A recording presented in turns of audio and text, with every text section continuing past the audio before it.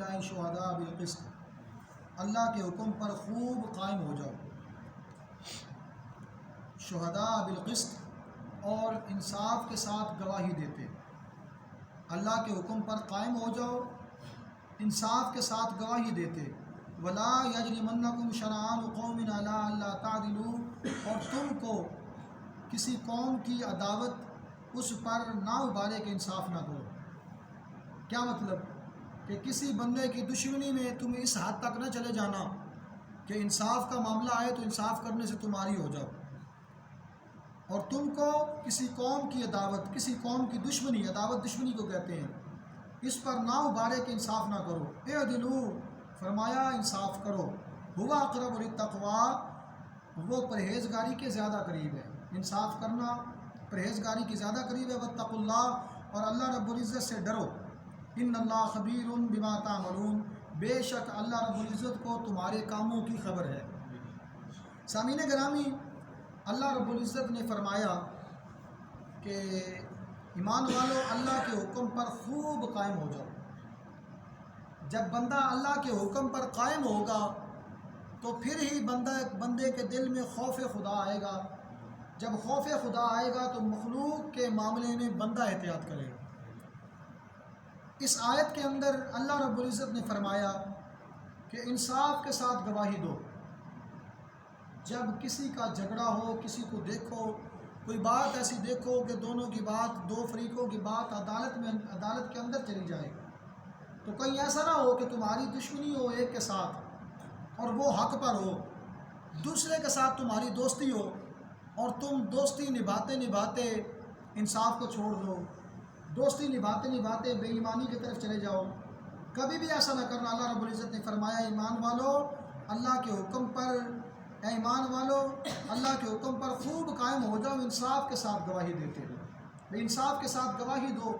اعدلوا هو اقرب للتقوی، اللہ رب العزت نے فرمایا کہ انصاف کرنا یہ پرہیزگاری کے زیادہ قریب ہے۔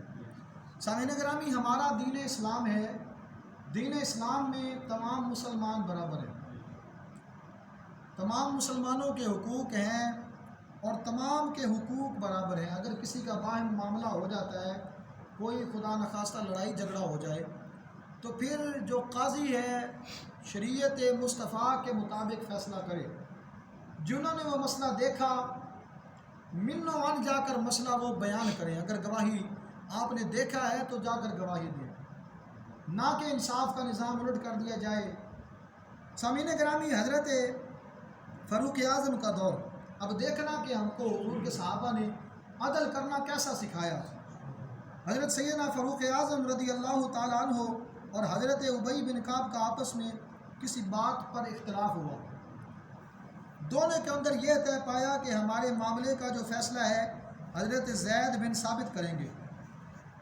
حضور کے صحابی حضرت زید بن ثابت، امیر المومنین فاروق اعظم اور دوسرے صحابی حضرت ابی بن کعب، اختلاف ہوا کسی بات پر اور دونوں اس بات پر متفق ہو گئے کہ ہم جاتے ہیں اور جا کر اپنا فیصلہ کروا کر آتے ہیں حضرت زید بن ثابت کے پاس۔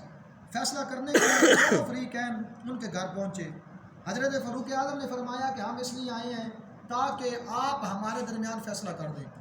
اب دیکھیے گا کہ حضور صلی اللہ علیہ وآلہ وسلم کے صحابہ نے قرآن و سنت پر کیسے عمل کر کے دکھایا۔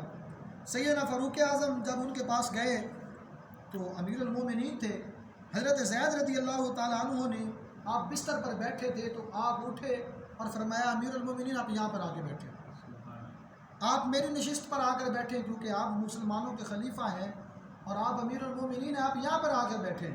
اور فاروق اعظم جن کے عدل کی دنیا مثال دیتی ہے، ان کا عدل دیکھیے، آپ نے فرمایا نہیں، ہم دونوں آئے ہیں فیصلہ کروانے، جہاں پہ میرا بھائی ابی بن کعب بیٹھے گا میں عمر فاروق بھی اپنے بھائی کے ساتھ بیٹھوں گا۔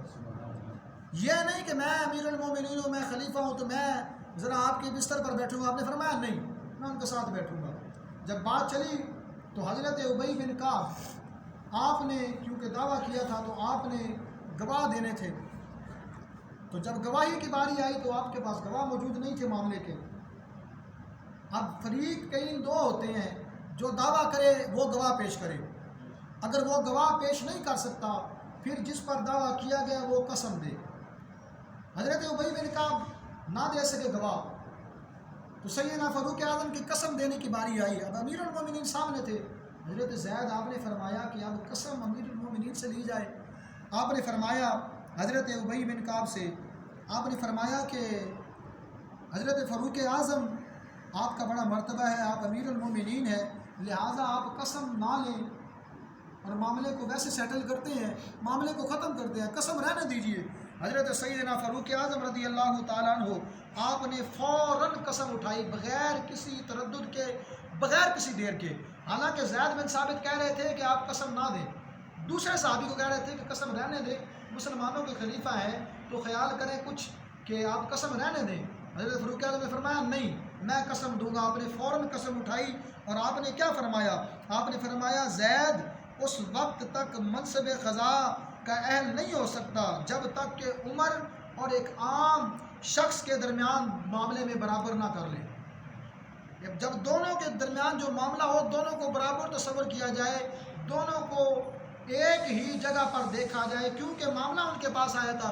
فاروق اعظم رضی اللہ تعالیٰ عنہ نے فرمایا کہ زید اس وقت تک منصب قضا کا اہل نہیں ہو سکتا جب تک کہ عمر اور ایک عام شخص اس کے نزدیک معاملے میں برابر نہیں ہو جاتے۔ سامعین گرامی، عدل کرنا ہمیں حضور کے صحابہ نے سکھایا۔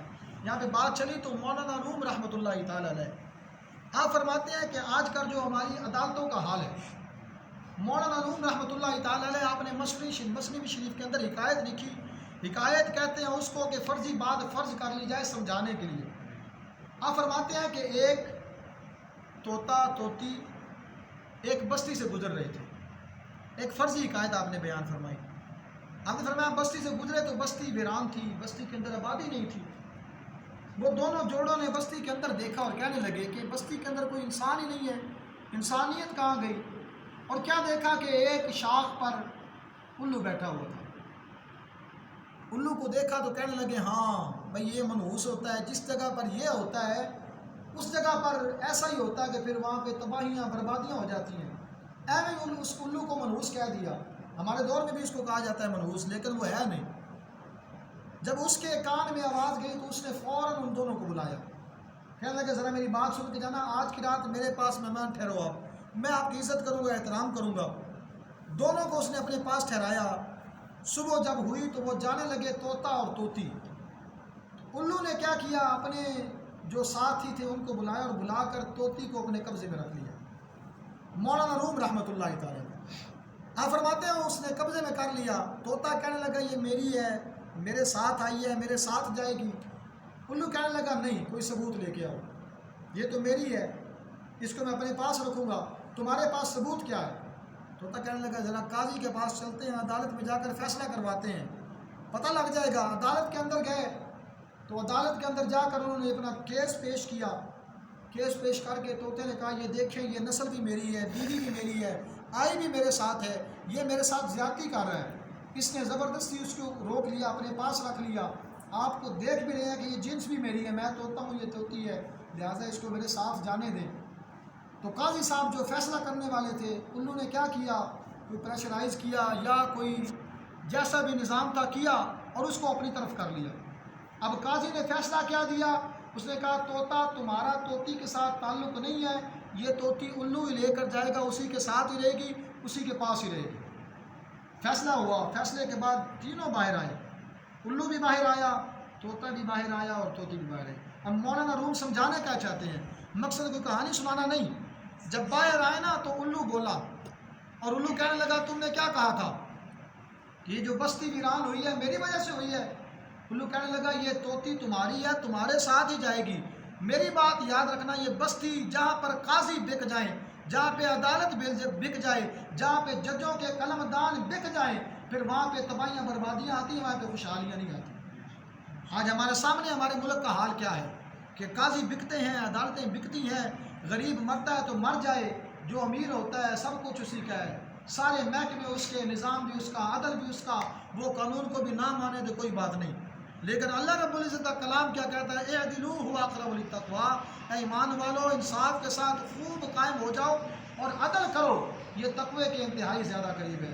واتقوا اللہ، اللہ تعالیٰ سے ڈرو، بے شک اللہ رب العزت تمہارے کاموں کو دیکھتا ہے، خبردار ہے، جو تم کر رہے ہو اللہ رب العزت تمام کا جاننے والا ہے۔ سامعین گرامی، یہ ہے عدل کا نظام جو ہمیں اسلام نے دیا۔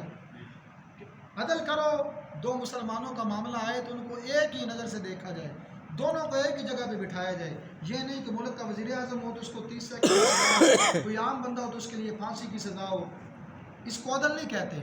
عدل وہ ہے جو قرآن و حدیث کے اندر موجود ہے، جو آقا صلی اللہ علیہ وآلہ وسلم نے فرمایا اور حضور کے صحابہ نے پھر کر کے دکھایا، اور فاروق اعظم نے عدل کو قائم کر کے پوری دنیا کو دکھایا۔ کیا ایمان والو، عدل کے ساتھ جب تم فیصلے کرو گے تو تم کبھی بھی برباد نہیں ہوگے، ہمیشہ دین اسلام کا سر بھی بلند رہے گا، مسلمانوں کا سر بھی فخر سے بلند رہے گا۔ بارگاہ رب العزت کے اندر دعا ہے اللہ کا